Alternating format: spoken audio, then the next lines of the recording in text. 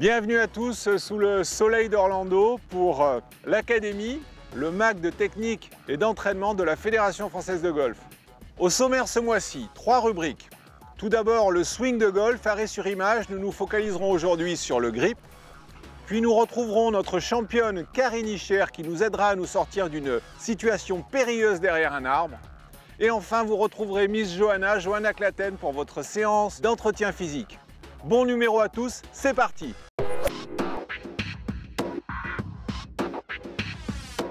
Dans notre rubrique Le swing, arrêt sur image, aujourd'hui les éléments constitutifs d'un bon grip. Il est important de comprendre le rôle de chacune des deux mains et ensuite leur fonctionnement associé dans le swing de golf. La qualité du grip de main gauche et notamment sa position dans les doigts va être déterminant sur l'inertie de la tête de club. La main droite, elle, dans sa relation particulière à la face de club, va permettre le contrôle de la face de club au travers de l'impact. Donc vous l'aurez compris, l'addition des deux mains sur le club permet à la fois l'inertie de la tête de club et à la fois le contrôle de la face au moment de l'impact. La main gauche et notamment la qualité du club dans les doigts permettra l'inertie de la tête de club à droite et à gauche de l'impact. La main droite, dans sa relation square à la face de club, permet un contrôle de la face de club dans la zone et tout au long de la traversée. Votre routine de grip 2016. Positionnez le club sur l'épaule gauche, le pouce de la main gauche sous le grip et la pointe du club vers le sol. Vous ramenez le club devant vous, vous additionnez la main droite avec l'index qui va croiser le petit doigt de la main droite ou le petit doigt superposer l'index de la main gauche. Ensuite, vous allez créer une relation parfaite entre votre paume de main droite et la cible et refermer votre grip.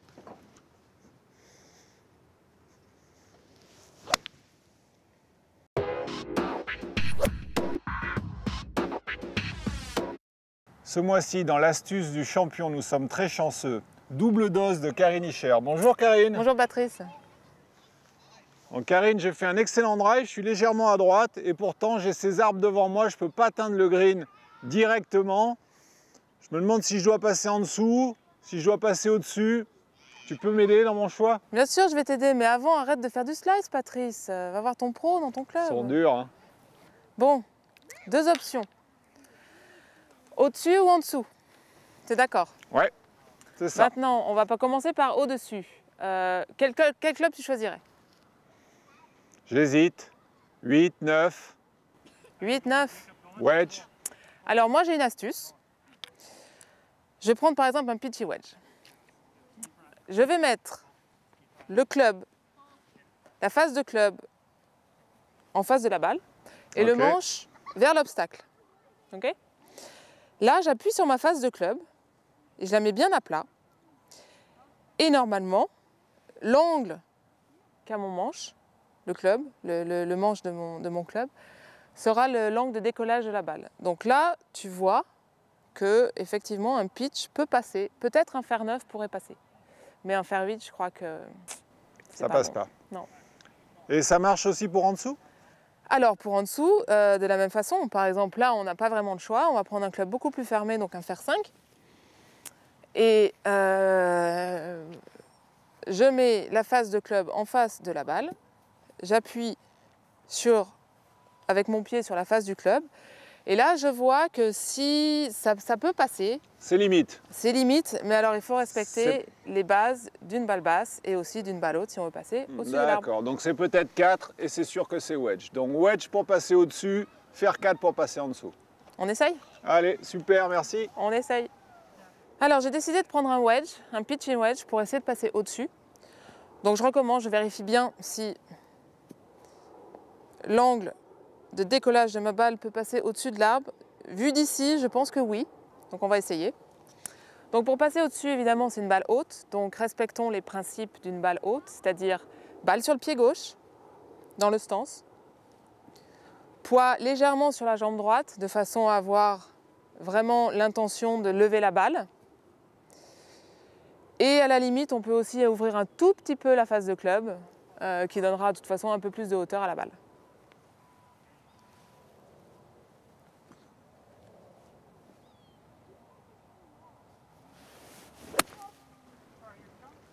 Ça passe, superbe. Ça passe. Donc cette astuce vous permettra peut-être de gagner quelques mètres supplémentaires et de sauver le par.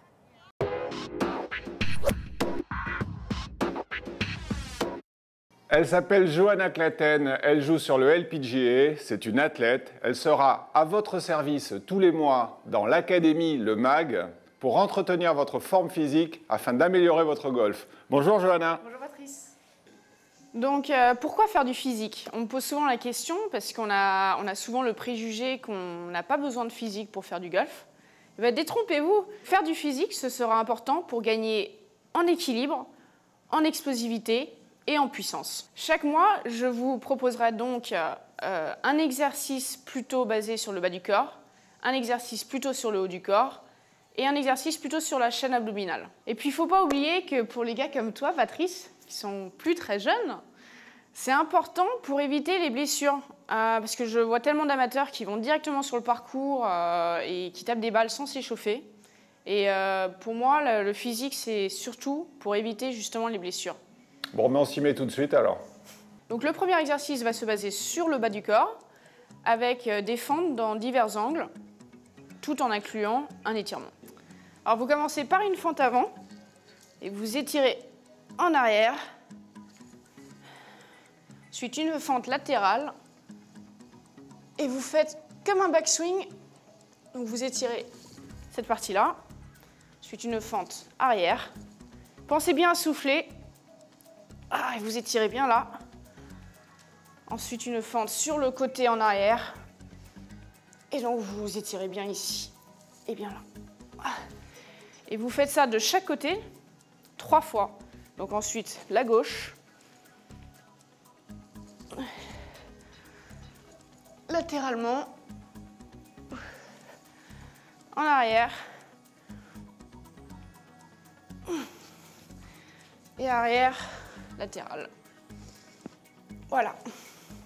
Alors le second exercice va se baser sur le haut du corps, plus précisément les fixateurs d'omoplate qui sont très importants pour la posture au golf. Donc vous prenez un tapis, vous allongez dessus, vous prenez 2 haltères, mais vraiment des haltères pas lourdes, 1 kg. Enfin là j'ai 3 pounds, donc voilà. Vous mettez donc comme ça, vous relevez le buste.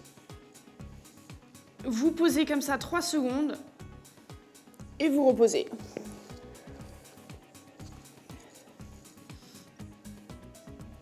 Et donc vous répétez ça 10 fois et en série de 3. Quand vous faites cet exercice, pensez bien à inspirer quand vous rapprochez vos omoplates. Alors le dernier exercice de ce premier épisode va se baser sur le gainage. Donc vous vous mettez en position. Voilà, quand vous vous mettez en position, pensez bien à rentrer le nombril. Vous ne voulez pas être comme ça, il faut bien rentrer le nombril. Ça, c'est une véritable position de gainage. Et gardez le bassin en ligne avec le dos. Ensuite, vous levez le bras droit, comme si vous alliez serrer la main à quelqu'un. Le bras gauche, soulevez le pied gauche, soulevez le pied droit. Et vous répétez ça 10 fois. Et vous faites ça, évidemment, en série de 3, comme les 2 premiers exercices. Bon, allez, viens, Patrice, je crois que tu as besoin de gainage.